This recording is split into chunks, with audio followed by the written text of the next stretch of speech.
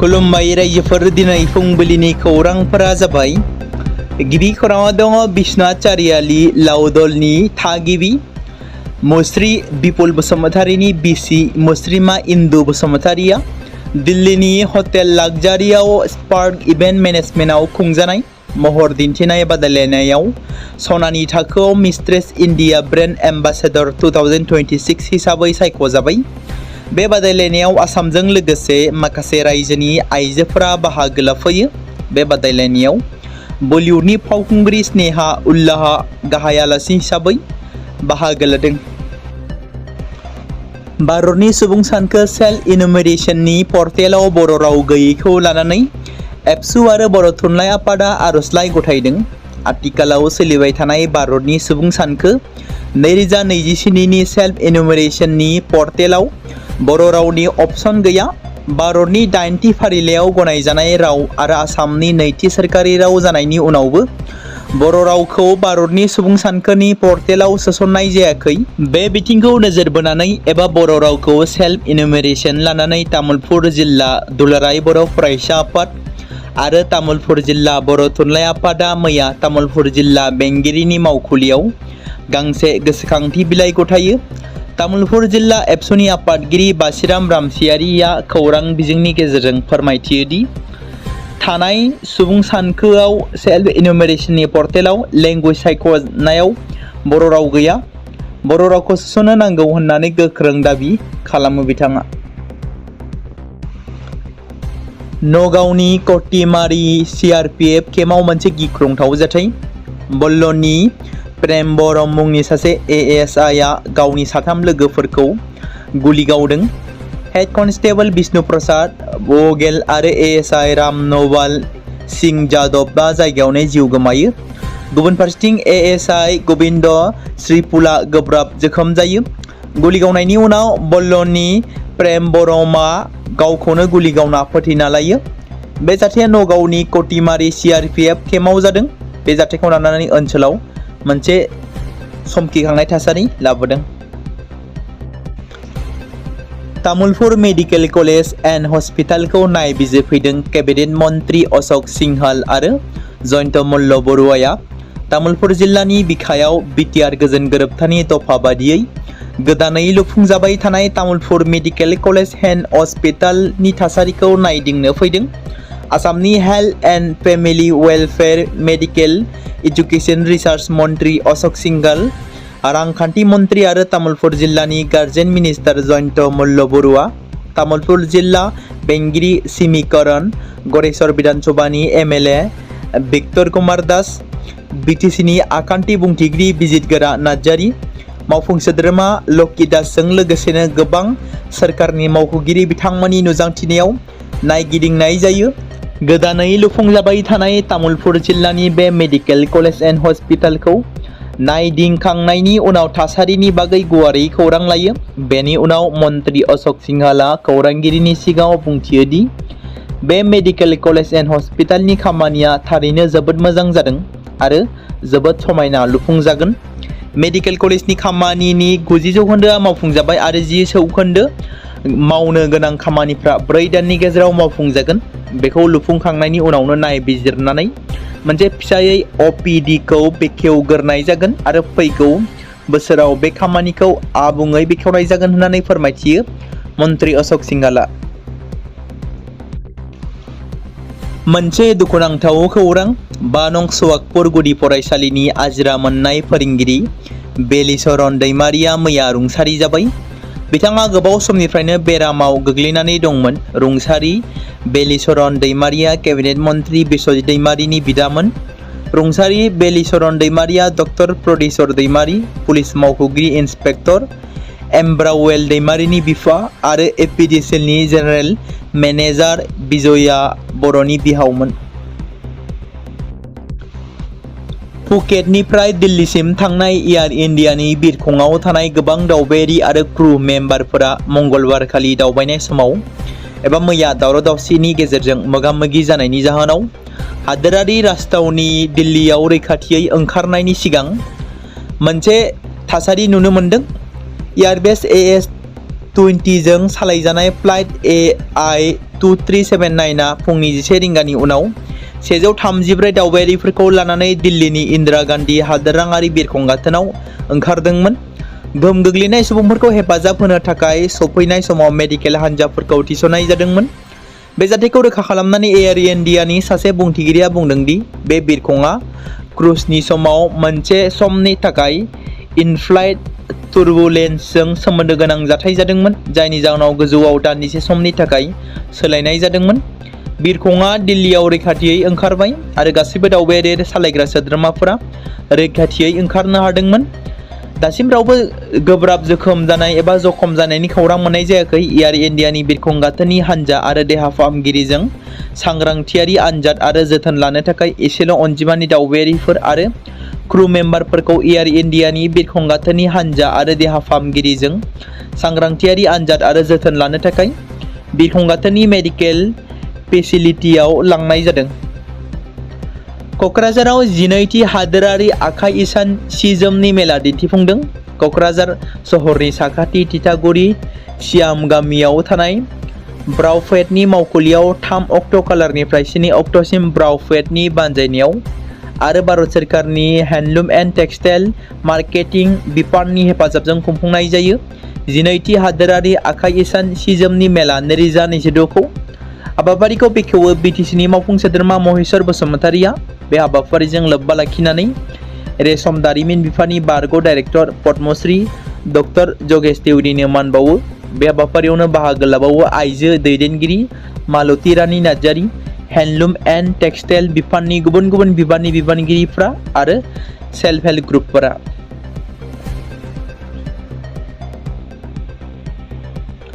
हिन्जाव गदाय लानायनि थाखाय साख्रिनिफ्राय होखारजाबाय। कनस्टेबल हाबिबुल इस्लामआ आसाम पुलिसनि नेमखान्थि सिफायै एबा मानियै आब्रुथि सिफायनायनि दायाव साख्रिनिफ्राय होखारबाय। हिन्जाव गदाय लानायनि दायाव कनस्टेबल हाबिबुल इस्लामखौ। गोबां अखा हानायजों सेरेन दैमानि हरखाबै लोमसावनायाव धेमाजि जिल्लानि मिसामारा गामि पन्चायतनि बेन्दोङाव थानाय बरिमुरि बर' गामि आरो मासकुवा गामियाव दैबानाजों गासै गं 120निबो बांसिन नखरनि गोबां खहा जायो। मोननै गामिनि गासै 85 नखरनि सुबुंफोरखौ सानजारि नोगोराव थानाय एसपि बर' जौसिन गेजेरारि फरायसालियाव रिलिफ केम्प महरै दोनफैनाय जायो आरो बिथांमोननि बे दुखुनि समाव बर' कसारी अनसाय गाव हायुं खुंथायनि गाहाय मावफुं सोद्रोमा मिहिनीश्वर बसुमतारीजों लोगोसे धेमाजि जिल्ला खौसेथि बर' सुबुं आफाद DDC एबसु धेमाजि जिल्ला परिषदनि सोद्रोमा सानसुमा बसुमतारी DDC आबोब आरो दखरा UBPO एबसु आबोब जथायै नुजाथिनानै खौरां लानायजों लोगोसे बिथांमोनखौ जेसे हायो हेफाजाब होनायनि खोथा होयो। गावनि बिमा हादोर भारत हादोरखौ BSFआव थानानै 36 बोसोर सिबिनानै गावनि आंगो न' फारसे सफैफिनबाय बबेन बर'आ। बर्डार सिकिउरिटि फर्स एबा BSFआव थांनाय 1990 मायथाइयावनो हाबहैनानै भारत बिमा हादोर रैखाथिनि थाखाय गोख्रों 36 बोसोर खामानि मावबोनानै गावनि आंगो न' फारसे सफैफिनबाय एबा फैफिनबाय। तामुलपुर जिल्ला दारकुसिनि बबेन बर'आ गोबां खैफोद आफोदनि गेजेरजों गोलाव सम हादोर रैखाथिनि थाखाय खामानि मावबोनानै गावनि न' फारसे सफैफिननाय समाव गामिनि रायजो राजाफ्रा खाम सिफुं जथा दामनानै हायला हुइला मोसानानै आर'नाइ आरो बिहु फालि गानहोनानै गावनि न' फारसे बरायनानै लाबोदों BSF कनस्टेबल बबेन बर'खौ। दिनै 12 घन्टा बन्द फोसावदों बिजनी महकुमाया। दिनै फुंनि 5 बाजिनिफ्राय जागायनानै बेलासिनि 5 रिंगासिम गासै महकुमा बन्द जादों। कास्रि बिस्रै बुथारजानाय जिबानन्द बसुमतारीनि थार बिजिरनाय नागिरनानै दिनै बिजनी महकुमानि सिङाव थानाय गासै दखान गला गारि मटर बन्द लाखिदों। थांनाय 29 जुलाइ मोनाबिलियाव बिजनीनि जिबानन्द बसुमतारी एबा राजु बसुमतारीखौ साथाम दुथांफोरा बुथारनाय जाथाया गासै बिजनीखौ इयुननि थाखाय साननो गोनां खालामदों आरो बिजनीयाव थानाय गासै हारिनि फरायसा आफादफोरजों लोगोसे बिजनी डिस्ट्रिक्ट स्पर्ट्स एसोसिएशन बर' थुनलाइ आफादा खौसेयै दिनै जिबानन्द बसुमतारीखौ बुथारग्रा दायनिगिरि अमृत सरकार, आशिष मदाक आरो सन्जय साहा साथामखौबो फासि होनांगौनि दाबि खालामदों। दिनैनि जथायै 12 घन्टा बिजनि महकुमा बन्द फोसावनायनि गुबै दाबिफोरा जादों फास्ट ट्रेक कर्टनि गेजेरजों दायनिगिरिखौ गोख्रों साजा होनांगौ, दायनिगिरि अमृत सरकार, आशिष मदाक आरो सन्जय साहा साथामखौबो फासि होनांगौ, रुंसारि जिबानन्द बसुमतारी एबा राजु बसुमतारीनि नखरनो सोरखारनिफ्राय 1 कोटी राङारि अनसुंथाइ होनांगौ, रुंसारि जिबानन्द बसुमतारीनि नखरनो सरकारि साख्रि होनांगौ। बेफोर गासै दाबिफोरखौ लानानै दिनै गासै बिजनि महकुमाया बन्द फोसावदों। बेबाराव फिन धुबुरीयाव गेदेर आइजो देहा फालांगि बोस्रांदों। मोनसे गेस्ट हाउसआव हटेलाव सा 6 सिख्ला आइजो देहा फालांगि हमदों। जों मिथिगौ थांनाय माखासे दान सिगांनिफ्रायनो आसामाव गोबां गाज्रि फालांगिरि खालामनाय सुबुंफोरनि फारसे गोख्रों नोजोर लाखिबोदों। बेबादिनो बिटिसिजों लोगोसे आसामनि दाब दाब जायगायाव थानाय इउनिसेक्स सेलुनफोराव गाज्रि फालांगिरि खालामनाय सुबुंफोरखौ हमनानै आयेननि गेजेरजों पुलिस बिफाना एरेस्ट खालामदों। बेबादिनो आरोबाव पुलिसनि अपारेशनाव धुबुरीनि पुलिसा मोननै हमस्टेनिफ्राय सोलिनाय सेक्स रेकेटखौ हमनो हादों, जेराव सा 6 सन्देह गोनां देहा फालांगिरिया लोब्बा गोनां सुबुंफोरखौ सोंथि खालामनो थाखाय एरेस्ट खालामनाय जादों। आसाम अरुणाचल सीमायाव गोबां बिबांनि गान्जा हमनो हादों। माजबात पुलिसनि गोख्रों सिग्रोमनायाव आसाम अरुणाचल सीमायाव गोबां बिबांनि गान्जाजों लोगोसे सासे फालांगिखौ हमनो हादों। माजबात पुलिसा मोनसे जर'खा सुलुंनि गेजेरजों गोख्रों सिग्रोमनायाव माजबातनि कुसुराबारि गामिनि बुटियामारि गामिनि साखाथियाव 344 किल'ग्राम गान्जाजों लोगोसे सासे गान्जा फालांगिरि जाय बर' सुबुं बिथांखौ हमनो हादों। क'क्राझार जिल्लानि सिङाव थानाय कारिगावनिफ्राय श्रीरामपुरसिम राजा लामायाव हरखाब जाब्रबथाय जाबाय थानाय थावनिफोरखौ नायदिंदों क'क्राझार जिल्ला हान्थामेला बिफान आरो जिल्ला बेंगिरिया। थांनाय 3 बोसोराव क'क्राझार जिल्लानि सिङाव थानाय कारिगावनिफ्राय श्रीरामपुरसिम राजा लामायाव हरखाब जाब्रबथायनि गेजेरजों गोबां सुबुंफ्रा जिउ गोमाबाय। बेबायदि हरखाब जाब्रबथायखौ होबथानायनि थांखिजों दिनै क'क्राझार जिल्ला खुंथाय, क'क्राझार हान्थामेला बिफान आरो क'क्राझार जिल्लानि एसपि नेशनेल हाइवेनि मावफारियाफोरा बेबायदि हरखाब जाब्रबथाय जाबाय थाग्रा थावनिफोरखौ नायदिंफैयो।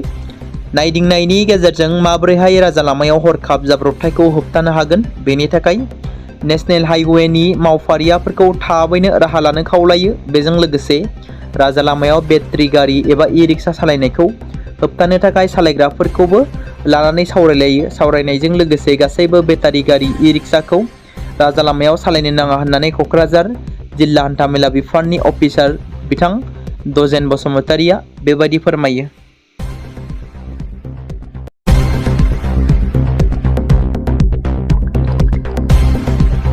बे समाव मोनसे गोजोनथाव खौरां बाक्सा जिल्लानि बरमायाव थानाय रुरेल एकाडेमिया लानानै फैदों नोंथांमोननि थाखाय मोनसे गोजोनथाव खौरां। थांनाय एसएसएलसी आरो हायार सेकेन्डारिनि आनजादाव जाय फरायसा आरो फरायसुलिफोरा उथ्रिसारनो हायाखैमोन एबा फेल जादोंमोन, बेनि थाखाय रि एग्जाम होफिननो गोसो गुदुं फरायसाफोरा थाबैनो बरमा सेकेन्ड गेटआव थानाय रुरेल एकाडेमियाव मुं थिसनफैनानै मेट्रिक आरो एचएस आनजादखौ होफिननो हागोन। बेनि अनगायैबो जाय फरायसाफोरा थांनाय मेट्रिक आरो एचएस आनजादाव नांगौ बादि जौखोन्दो एबा मार्क्स लानानै उथ्रिसारनो हायाखैमोन, बिथांमोनाबो बे रुरेल एकाडेमियाव एडमिशन खालामफैनानै मार्क्स इमप्रुभमेन्ट खालामनो हागोन। स्ट्रिम हिसाबै आर्ट्स, साइन्स आरो कमार्सनि गासैबो फरायसाफोरा रुरेल एकाडेमियाव एडमिशन खालामनो हागोन। बेनि थाखाय थाबैनो 8761903455 नङाब्ला 87203585 जानबुं नम्बराव जगाजग खालामहरनो हागोन।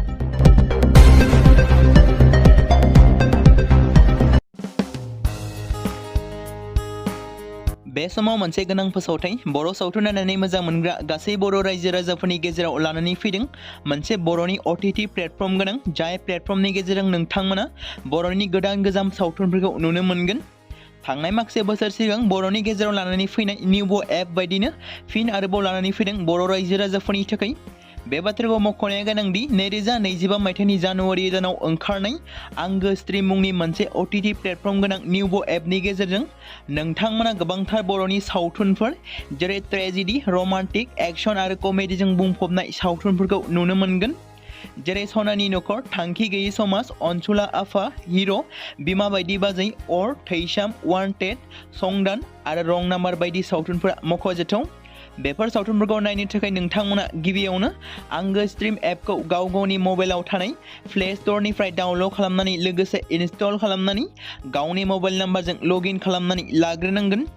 बेनि उनाव नोंथांमोना गोबांथार नुनो मोनै सावथुनफोरखौ गुगोल पे, फन पे आरो पेटिएमजों रं नाम्बार सावथुनखौ नायनो थाखाय 60 रां आरो संदान सावथुनखौ नायनो थाखाय 80 रां, वान्टेड सावथुनखौ नायनो थाखाय 60 रां, थैसाम सावथुनखौ नायनो थाखाय 60 रां बेबायदिनो गोबांथार नुनो मोनै सावथुनफोरखौ नायनो थाखाय सुबिदा खालामनानै होदों आंगो स्ट्रिम प्लेटफर्मा। फिन नोंथांमोननि गेजेराव फोरमायबावनो लादों बर' सावथुन नायनानै मोजां मोनग्रा गासै बर' रायजो राजाफोरनि गेजेराव लानानै फैदों मोनसे बर'नि OTT प्लेटफर्म गोनां जाय प्लेटफर्मनि गेजेरजों नोंथांमोना बर'नि नुनो मोनै सावथुनफोर जेराव गोदान गोजाम सावथुनफोरखौ नुनो मोनगोन।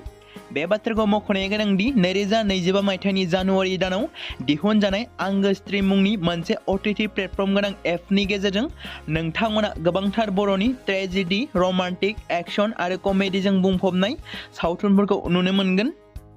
जेरै रं नाम्बार, संदान, वान्टेड, थैसाम, अर, बिमा बायदि बाजै, हिर', अनसुला आफा, थांखि गैयै समाज, सनानि नखर बायदि बायदि सावथुनफ्रा मख'जाथाव।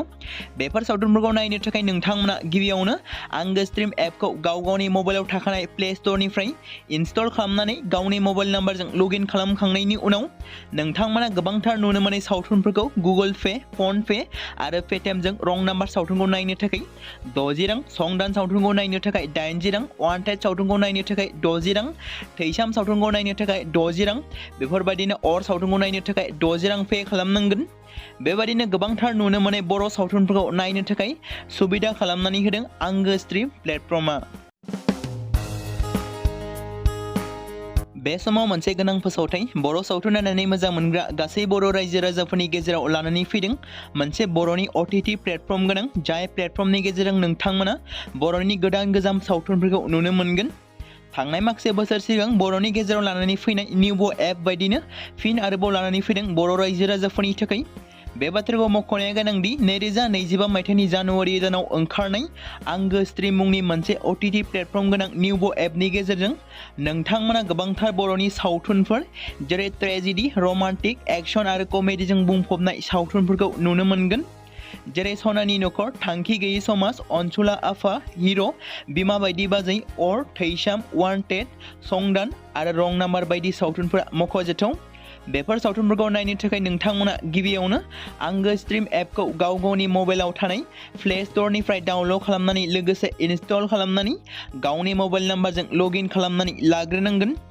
बेनि उनाव नोंथांमोना गोबांथार नुनो मोनै सावथुनफोरखौ गुगोल पे, फन पे आरो पेटिएमजों रं नाम्बार सावथुनखौ नायनो थाखाय 60 रां आरो संदान सावथुनखौ नायनो थाखाय 80 रां, वान्टेड सावथुनखौ नायनो थाखाय 60 रां, थैसाम सावथुनखौ नायनो थाखाय 60 रां बेबायदिनो गोबांथार नुनो मोनै सावथुनफोरखौ नायनो थाखाय सुबिदा खालामनानै होदों आंगो स्ट्रिम प्लेटफर्मा। फिन नोंथांमोननि गेजेराव फोरमायबावनो लादों बर' सावथुन नायनानै मोजां मोनग्रा गासै बर' रायजो राजाफोरनि गेजेराव लानानै फैदों मोनसे बर'नि OTT प्लेटफर्म गोनां जाय प्लेटफर्मनि गेजेरजों नोंथांमोना बर'नि नुनो मोनै सावथुनफोर जेराव गोदान गोजाम सावथुनफोरखौ नुनो मोनगोन। बे बाथ्राखौ मख'नाया गोनांदि 2025 मायथाइनि जानुवारि दानाव दिहुनजानाय आंगो स्ट्रिम मुंनि मोनसे OTT प्लेटफर्म गोनां एपनि गेजेरजों नोंथांमोना गोबांथार बर'नि ट्रेजेडि, रमान्टिक, एक्शन आरो कमेडिजों बुंफबनाय सावथुनफोरखौ नुनो मोनगोन। जेरै रं नाम्बार, संदान, वान्टेड, थैसाम, अर, बिमा बायदि बाजै, हिर', अनसुला आफा, थांखि गैयै समाज, सनानि नखर बायदि बायदि सावथुनफ्रा मख'जाथाव। बेफोर सावथुनफोरखौ नायनो थाखाय नोंथांमोना गिबियावनो आंगो स्ट्रिम एपखौ गावनि मबाइलाव थाखानाय प्ले स्ट'रनिफ्राय इनस्टल खालामनानै गावनि मबाइल नाम्बारजों लगइन खालामखांनायनि उनाव नोंथांमोना गोबांथार नुनो मोनै सावथुनफोरखौ गुगोल पे, फन पे आरो पेटिएमजों रं नाम्बार सावथुनखौ नायनो थाखाय 60 रां, संदान सावथुनखौ नायनो थाखाय 80 रां, वान्टेड सावथुनखौ नायनो थाखाय 60 रां, थैसाम सावथुनखौ नायनो थाखाय 60 रां बेफोरबायदिनो अर सावथुनखौ नायनो थाखाय 60 रां पे खालामनांगोन। बेबायदिनो गोबांथार नुनो मोनै बर' सावथुनफोरखौ नायनो थाखाय सुबिदा खालामनानै होदों आंगो स्ट्रिम प्लेटफर्मा।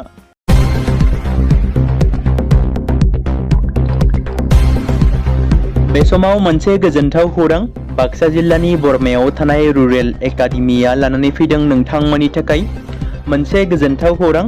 थांनाय HSLC आरो हायार सेकेन्डारिनि आनजादाव जाय फरायसा आरो फरायसुलिफोरा उथ्रिसारनो हायाखैमोन एबा फेल जादोंमोन, बेनि थाखाय रि-एग्जाम होफिननो गोसो गुदुं फरायसाफोरा थाबैनो बरमा सेकेन्ड गेटआव थानाय रुरेल एकाडेमियाव मुं थिसनफैनानै मेट्रिक आरो HS आनजादखौ होफिननो हागोन। बेनि अनगायैबो जाय फरायसाफोरा थांनाय मेट्रिक आरो HS आनजादाव नांगौ बादि जौखोन्दो एबा मार्क्स लानानै उथ्रिसारनो हायाखैमोन, बिथांमोनाबो बे रुरेल एकाडेमियाव एडमिशन खालामफैनानै मार्क्स इमप्रुभमेन्ट खालामनो हागोन। स्ट्रिम हिसाबै आर्टस, साइन्स आरो कमार्सनि गासैबो फरायसाफोरा रुरेल एकाडेमियाव एडमिशन खालामनो हागोन। बेनि थाखाय थाबैनो 8761903455 नङाब्ला 8720358565 जानबुं नम्बराव जगाजग खालामहरनो हागोन।